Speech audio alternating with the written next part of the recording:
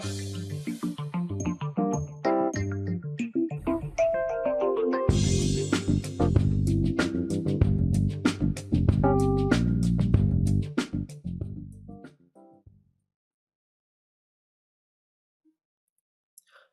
hello and welcome everyone to another game review brought to you by chess.com and International Master Daniel Wrench.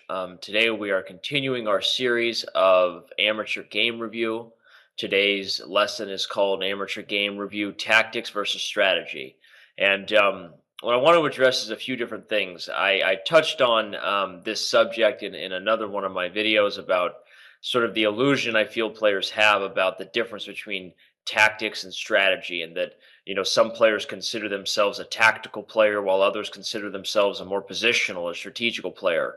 And my point is that playing at a high level, neither one of those mindsets is accurate. In fact, the key to being a strong chess player is the ability to understand that chess is a game as a whole in and of itself, and that you can't define yourself as someone who likes tactics more than strategy or vice versa, because what you'll end up doing is leaning your thought process and starting to favor different variations that lead to either more tactics or something maybe a little bit more positional based on where you think you're more comfortable.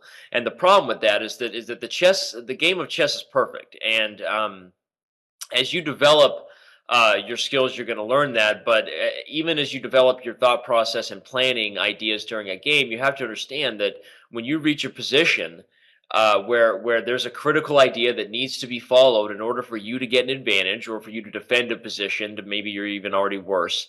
But for you to do what the position needs, you are going to need to follow what the position wants, and sometimes that's giving up an active piece for a long-term positional advantage, even if you're a tactical player who likes the pressure.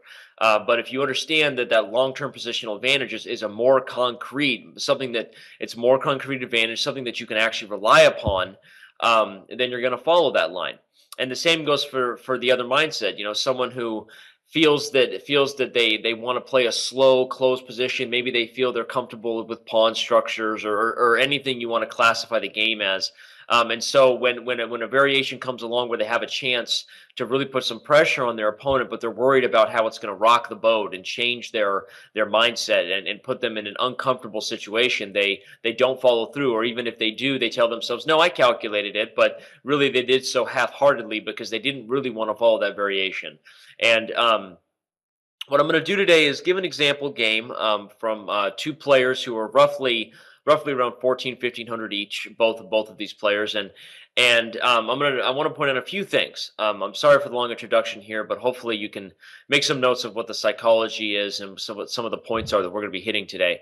I want to make a note of a few things. The first one being how players at this level, both these players were very quick to try to go for tactics and put pressure on their opponent, but really did not have any discipline about following through the line. And what I mean by that is really considering their opponent's response.